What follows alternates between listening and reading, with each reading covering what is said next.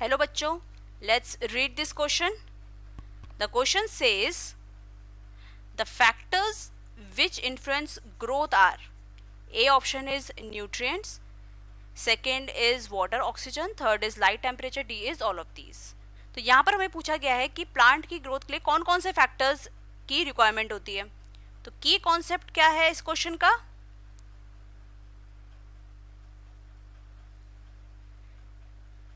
Conditions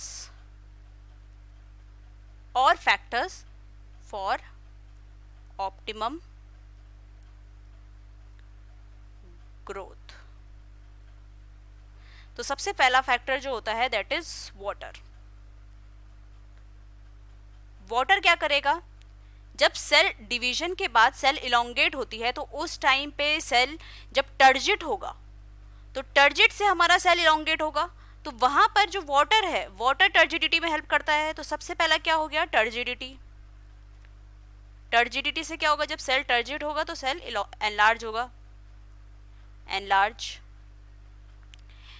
फिर दूसरा क्या है? कुछ कुछ जब ग्रोथ के टाइम पे एनाबॉलिज्म होता है, कैटाबॉलिज्म होता है, तो जब ब्रेक डाउन होता है तो उस टाइम पे कुछ कुछ एंजाइम जो होते हैं वो हाइड्रोलाइटिक एंजाइम होते हैं, मतलब वहां पर वाटर की रिक्वायरमेंट होती है for the break down of substrate. तो एक तो हमारा किस लिए हो गया? Enzymatic activities.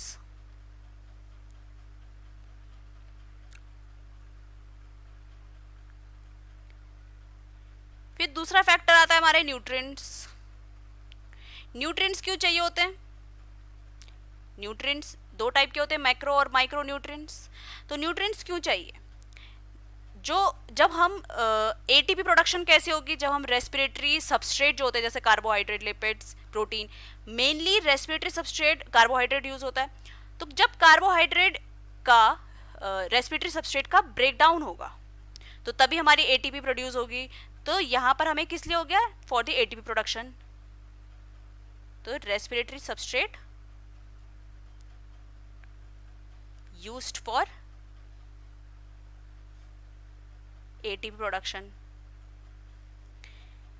फिर प्रोटोप्लाज्म फॉर्मेशन के लिए भी रिक्वायरमेंट होती है न्यूट्रिएंट्स की. जैसे जैसे सेल बढ़ेगा, सेल डिवाइड करेगा, उसको अपना प्रोटोप्लाज्म बढ़ाना है, तभी तो सेल डिवाइड कर पाएगा. तो उस टाइम पे हमें न्यूट्रिएंट्स की रिक्वायरमेंट है. फिर आता है हमारा ऑक्सीजन. ऑक्सीजन क्यों चाहिए? अब ये जो रेस्पिरेटरी सबस्ट्रेट है उसका जब ऑक्सीडेशन होगा तभी तो एटीपी प्रोड्यूस होगा. तो किस लिए चाहिए? ऑक्सीडेशन ऑफ रेस्पिरेटरी सबस्ट्रेट, ताकि क्या हो? एटीपी प्रोडक्शन हो.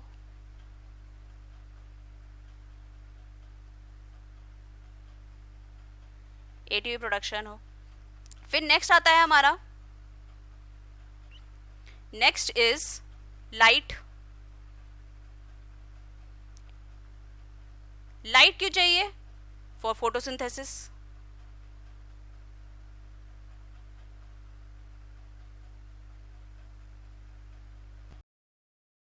और लाइट का जो यूज होगा किसी डिफरेंट फेज ऑफ मतलब एक particular specific phase of life cycle में यूज होता है. जैसे कि जब सेल बढ़ रही होती है, जब हमारी शूट बढ़ रही होती है तो उस टाइम पे लाइट की तरफ बढ़ेगी. इसका मतलब जो पॉजिटिवली फोटोट्रॉपिक होती है शूट, और जो रूट होगी वो उसके अपोजिट ग्रो करेगी, लाइट के अपोजिट. तो इसका मतलब वो नेगेटिवली फोटोट्रॉपिक है. तो ये एक पर्टिकुलर टाइम पे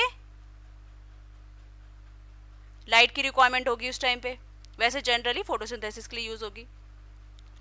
फिर आता है हमारा टेम्परेचर. जो ऑप्टिमम टेम्परेचर चाहिए for the growth that is around, optimum temperature is 28 to 35 degree centigrade. अगर इससे नीचे इससे ऊपर हो जाता है तो ग्रोथ जो होती है वो हैम्पर हो जाती है. फिर आता है हमारा ग्रेविटी. ग्रेविटी का भी लाइट जैसा सीन होता है कि वो इन सम फेजेस ऑफ लाइफ साइकिल में काम करेगी. जैसे कि जो रूट होती है वो ग्रेविटी से अगेंस्ट मतलब ग्रेविटी के साथ ग्रो करेगी, जहां पर ग्रेविटी होगी उसी टाइम जाएगी। शूट इसके अपोजिट ग्रो करेगी। तो यहाँ पर हमसे पूछा गया है कि कौन कौन से फैक्टर्स इन्फ्लुएंस करते हैं ग्रोथ को। न्यूट्रिएंट्स है, अभी हमने पढ़ा न्यूट्रिएंट्स के लिए, वाटर टर्जिडिटी में, oxygen for the break down of respiratory substrate, light भी चाहिए फोटोसिंथेसिस के लिए, टेम्परेचर भी चाहिए। तो इसका करेक्ट आंसर क्या है? Correct answer is option D, that is all of these. So I hope you understood it well. All the best.